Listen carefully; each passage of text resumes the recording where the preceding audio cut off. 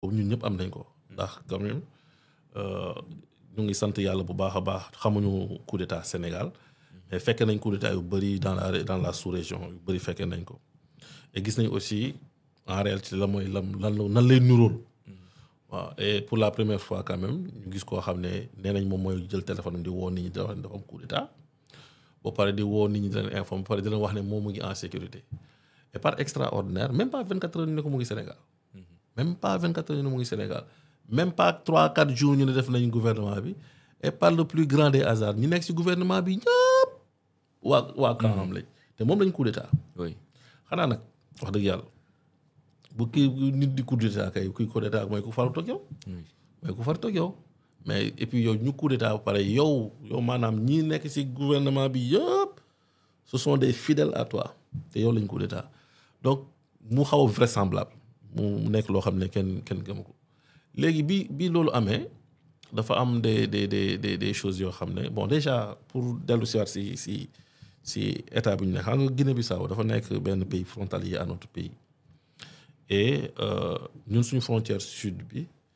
dañu am maanaam dañu dépendre trop si gouvernement Guinée-Bissau pour mun a am la sécurité foofu. Effectivement. Donc le Sénégal coup d'état bu amee foofu noonu forcément il faut que ñu impliqué forcément il faut que le Sénégal soit impliqué mais quand même dañu am benn tradition mooy que ñun on est pour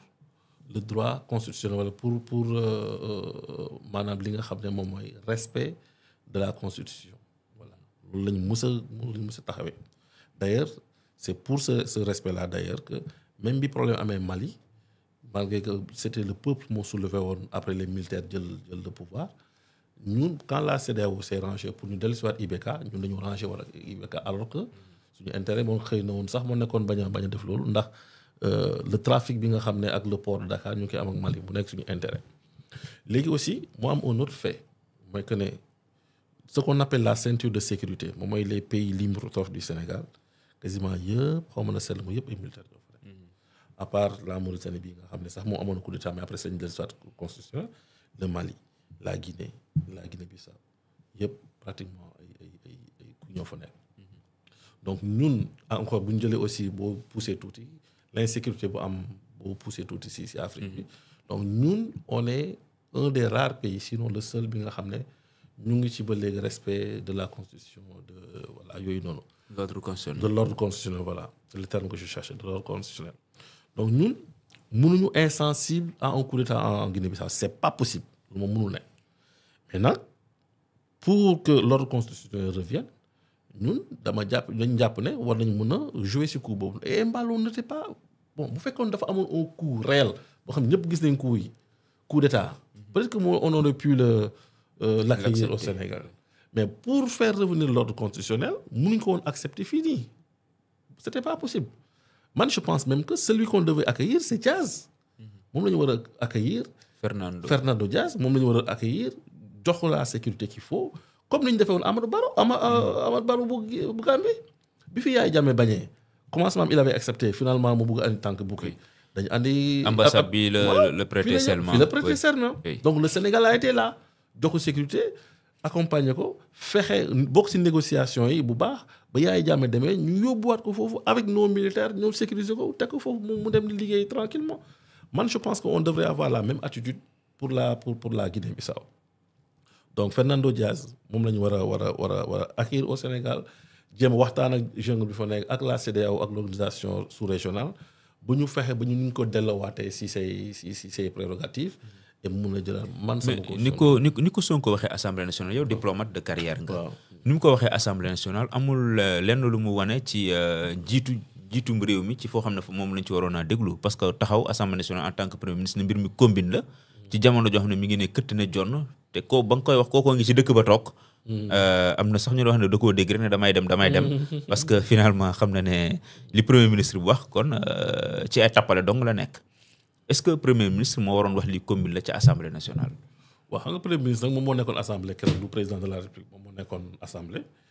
et man moo tax may rappeler le fait que ne wax na ne que les prérogatives des affaires étrangères ak la diplomatie prérogative du président de la république la mais moom li mu jàppoon loolu la je sais pas maintenant ndax waxtaan na si le président ou pas mais il a donné son avis par rapport ak ce qui se passait loolu la defoon maintenant kay loolu moo tax mu dem ça moom wax dëgg yàlla mënuñu si wax je sais pas xëy na c'était prévu xëy na escale la nekkoon rek parce que ñun on a xam nañ ne yegg si na Dakar mais xamuñu yan conditions la yegg see Dakar d'ailleurs bi coup bi di am président mu ngi woon fan la demoon Luanda je crois oui Angola la nekkoon et puis ñu gis ne dafa précipité ñoom xëy na amoon ay information comme quoi am na dara doon xew xëy na luy xew Guinée ba tax mu ñëw et on a vu aussi qu'il y a eu benn réunion boo xam ne par Zoom la woon gis nañ sax image yi à la télé yoo xam ne le président mu ngi doon entretenir ak ses homologues de la CEDEAO si question wu Guinée bi certainement qu'il a été décidé si cette réunion là que dinañ exfiltrer Embalo andi ko au Sénégal mu def fa escale doo ko dem parce que Embalo xam nañ ne moom dafa Sénégal la dëkk moom nga xam ne il paraît sax dafa am kër donc bu choisir jaar fii nii certainement qu'il avait des choses à prendre fii et puis fii Sénégal ak Guinée moo gën a jege et de là mun na dem destination bi bëgg a dem donc mun na am que c'était prévu que dafa tombé rek mun na am que c'était prévu mais la position du président Ousmane Sonko nag léegi après tamit y a un fait c'est que Ousmane Sonko tamit moom dafa am un allié en Guinée. waaw dafa am un allié boo xam ne c'est Domingo Pereira depuis 2019 et Fernando Diaz c'est le poulain de Domingo. c'est son poulain moom ak keneen ñoo bokk coalition voilà ñoo bokk coalition ñoom ñoo ko parce que ñii lañ la éliminé. moom dañ ko éliminé dañ ko éliminé léegi ñoom ñu def une coalition. jiital Diaz donc moom c'est quelque part son candidat. oui c'était son candidat waaw c'était son candidat donc et Domingo Pereira étant aussi benn allié wu Ousmane Sonko. certainement que tamit. parce que moo nekkoon candidat wu Sonko en 2019. Macky Sall àndoon ak Embalo. c'est cela donc l'histoire est très récente fàttewuñu ko mu mené de 43 points xaw ma. affaire yi voilà mu jàll ko deuxième tour la ko jàll après bon élection bu amoon coow sax après. et puis sax am nañ lu mu newoon. fii lañ ñëw Sénégal fii nii ak les opposants après l'autorité d'alors il paraît moom moo jaxase carte yëpp. jàppale xaritam. mu génn ci loolu la ñëpp wax de loolu la ñëpp wax parce que de 43% quand même ba 7 points ngay wut kii di wut 25 points mu ñëw raw la quand même loolu. yomb na trop. mu ngi noonu donc y a un jeu donc. gis dans la diplomatie dafa am des jeux yoo xam ne tous les pays dañ koy def et ñun Sénégal il est normal suñu sécurité dafa dépendre ci pays yooyu noonu. donc on ne peut pas rester sans agir bu yenn affaires yi amee. et suñu posture dafa war a nekk tout le temps et loolu la mus a nekk mooy le retour de l'ordre constitutionnel ñun loolu lañ bëgg parce que quand c'est constitutionnel. am na yoo xam ne da nga koy mën a maîtriser. mais dès lors que dafa dugg ci yeneen loxo yi rek c'est compliqué c'est compliqué. et comme du neex a lijjanti voilà donc on ne peut pas ne pas rester inactif donc c'était nécessaire que le Sénégal dugg ci coow li c'était obligatoire même laay wax mais maintenant le choix bu fekkee ordre constitutionnel bi je pense que c'était ñu jàppale Diaz mu jot ci réew mi li ñu amoon ci temps jeex na. ah bon déjà. oui moom da nga lan mooy doon sa mot de la fin wala message boo xam ne da nga koy jàllale. waaw remercier la déjà ci invitation bi comme ni ma koy waxee woon ñun xam nga politiciens yi dañuy soxla des fois des tribunes pour communiquer et day soxla aussi léeg-léeg ñu jàllale yenn message yoo xam ne mënuñ ko wax nit ñi benn par benn et des tribunes comme ça da lay permettre nga wax ak ñëpp en même temps. donc déjà si premier côté bi muy déjà luy parti bi. wax ñi nga xam ne ñooy Pastef ñoo gëm parti bi que ne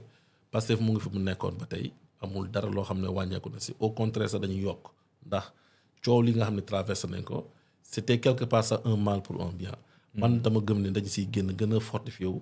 gën a xam suñu bopp et mun a préparer tam lépp loo xam ne mun na am loolu jàngee nañ ko ci.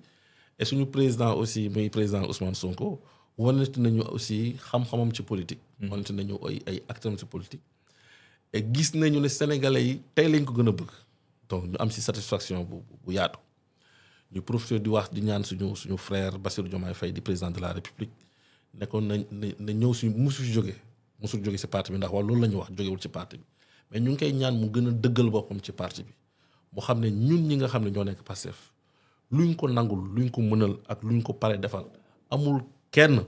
laa wax Sénégal koo xam ne mën na ko amul ndax appareil bu ñu am kenn amu ko nit ñi ñu am kenn amu ko dévouement bi ñu am kenn amu ko te on a prouvé ça ndax ñu ànd nag ñun pendant 10 ans xam na de quoi on est capable xam na jusqu'où on peut aller donc ñu ngi koy ñaan mu musul génn ci parti bi mais na nekk ak frère am Ousmane Sonko benn ndax loolu mooy intérêt Sénégal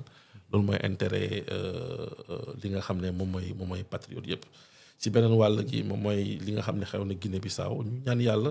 rapidement ñu dellu ci ordre constitutionnel wax dëgg yàlla ndax ñun sud bi surtout man mi nga xam ne Casamance laa dëkk damay am benn battement de cœur su ma gisee yooyu noonu parce que j'ai subi wala j'ai vécu un peu l'instabilité ci zone foofu noonu et beaucoup dund nga ko waaw dund naa ko maanaam dund naa ko ci guddi yu métti xam naa lu muy nurul même bu fekkee ne yegul ci yenn proportion yi donc ñu ñaan yàlla foofu am jàmm bu ko defee jàmm ji am Casamance mu des ndax fu mu toll nii la Gambie collabore parfaitement ak le Sénégal ci côté boobu on a besoin aussi que la Guinée-Bissau collabore parfaitement avec ñun donc loolu mu nekk loo xam ne tamit war nañ ci bàyyi xel bon bu loolu yëpp weesoo nag ma tëjee par remercier la di gërëm aussi waa diaspora bi tout le temps sama homologue yëpp sama ñi nga xam ne collaborateurs yëpp yi nga xam ne ñu ngi nekk ci diaspora bi di leen nuyu di leen ziar di nuyu aussi waa Casamance di wax ne ñu ngi waajal élection législative yi incha allah. législative des na ni local yi mooy ñëw ci avant. non local laa bëgg a wax. local laa bëgg a wax législative yi moom mook présidentiel daanaka ñooy àndaat. local laa bëgg a wax. merci Pape Mada. merci beaucoup ma lay jaajëfal.